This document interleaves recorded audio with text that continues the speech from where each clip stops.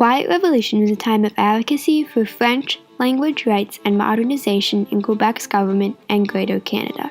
During the 1960s and 70s, conflict over French rights, education, government secularization, and openings for French Canadians in higher-skilled jobs took place. As a result of this time of conflict, bills were passed such as Bill 101, making French the primary language of Quebec, and the Official Languages Act, which made Canada a bilingual country. The Quiet Revolution led from conflict over French rights to new laws strengthening French culture, higher-skilled jobs, and education for people all across Quebec. These are compromises that helped keep Canada united and continue impacting the economy and culture in Quebec today.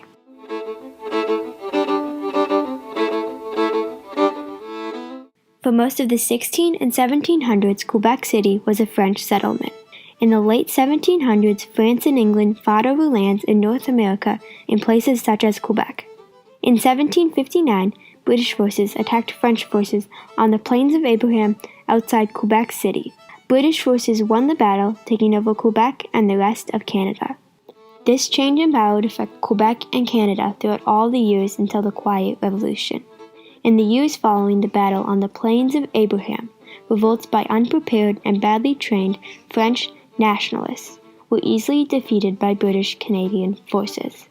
Tensions between Anglophones and Francophones in Quebec continued growing.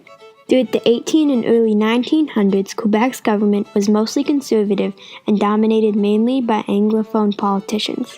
Most French Canadian citizens lived isolated in impoverished rural communities that had strong ties with the Roman Catholic Church. Into the mid-1900s, many citizens and politicians across Canada and worldwide were unaware of the underdeveloped and undereducated conditions of many French Canadians in Quebec.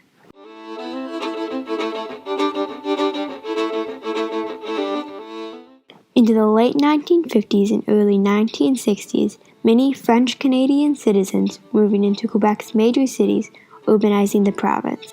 This era of change revealed Quebec's unstable economy and the divides that had been separating the people. In 1959, the Premier of Quebec, Aristide Duplessis, died, ending an era of conservative rule under his party Union Nationale. Many people in Quebec were ready for a change because of the lack of economic growth. Parti Liberal's candidate, Jean Lesage, ran for Premier under the campaign slogan, C'est le temps que l'on change, meaning it's time for a change. This slogan won the hearts of many voters. In the following year, the General Assembly election in Quebec voted in Parti Liberal under Jean Lesage, the first party other than Union Nationale to be elected in over 2 decades. This election led to government secularization, making Quebec more relevant to the modern society of Canada. The election of Parti Liberal brought forward the goals of modernization in Quebec and uniting the province for a more equal society. This election would change the history of Quebec, paving a way for the Quiet Revolution.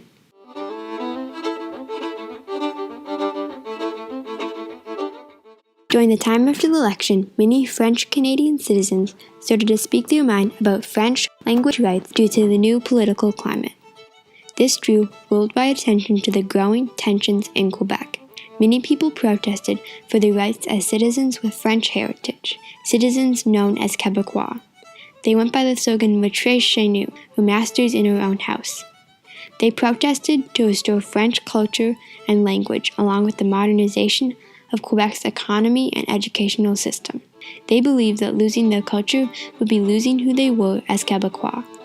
The Quiet Revolution, named for its mainly peaceful protests and marches, promoted French language rights, better education, and higher-skilled jobs for French Canadians throughout Quebec and Canada. The Quiet Revolution is a period of rapid change in Quebec when the province, what we can call, modernizes, and it catches up with its education systems and government systems with North America. Due to these rising conflicts, many Anglophones started moving out of Quebec to other provinces such as Ontario and Manitoba. The growing divides between Anglophones and Francophones became referred to as the Two Solitudes. In 1962, Hydro-Quebec, a hydroelectric company, was the first major business to allow French as well as English in the workspace. The company hired more French-speaking and bilingual workers in management jobs that had been usually occupied by English-speaking workers. This compromise helped secure the role of both English and French languages in Quebec. This compromise also supported the ideas of restoring French culture, in the end spurring more conflict. In 1969, the Official Languages Act was passed by Canada's Parliament as recommended by the Royal Commission on Bilingualism and Biculturalism, which was established in 1963 in response to the protests of the Quiet Revolution. Pierre Trudeau, the Prime Minister at this time, supported this act because he had grown up in Quebec and understood the conflict. The Official Languages Act made French the official language of Canada, along with English, and worked to recognize both Anglophone and Francophone communities in Canada. These compromises would serve to bridge the gap between the two solitudes in Quebec, as well as make Quebec the stronghold for French culture in Canada.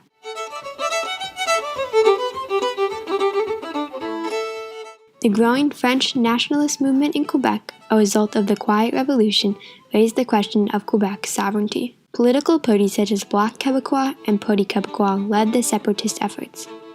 In 1977, Bill 101, or the Charter of French Language, was passed by Parti Québécois' government under René Lévesque.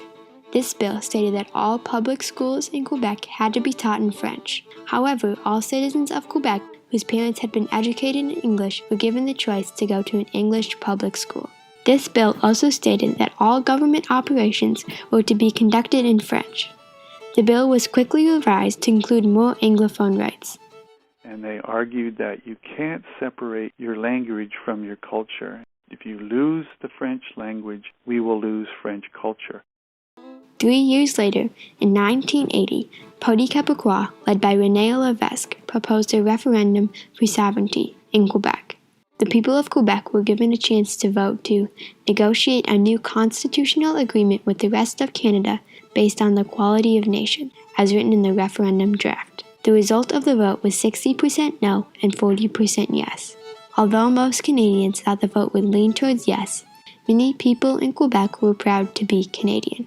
In 1995, the new Premier of Quebec, Jacques Parizeau, former leader of Parti Québécois, promised his supporters to propose a referendum of separatism after the many failed efforts of the former Premier. The 1990 referendum to secede from Canada ended with thin margins, and the yes or we side at 49.42% and the no or no side at 50.58%. In the end, Quebec voted not to secede from Canada, ending an era of separatism. They didn't.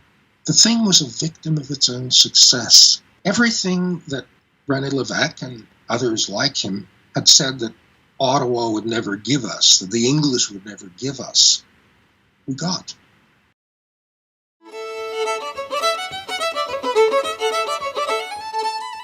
Quebec has changed in many ways since the Quiet Revolution.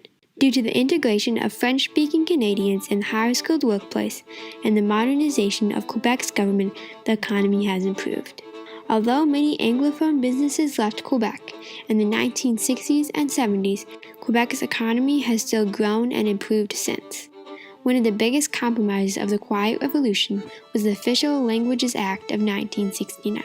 Since then, the number of Quebec citizens who are fluent in both English and French has grown significantly. People who are fluent in both English and French have had the highest growth in income. Today, not speaking French in Quebec is almost impossible. Everything from restaurant interactions to business transactions is in French. Quebec's license plates say, Je me souviens, or I will remember, to symbolize the importance of their French heritage. The 1960s Quiet Revolution rose out of the conflict between Anglophones and Francophones in Quebec. Since then, Quebec has changed and reformed. The compromises achieved by the Quiet Revolution set new goals for cultural respect and unity in Quebec and Greater Canada. We've got to stay together.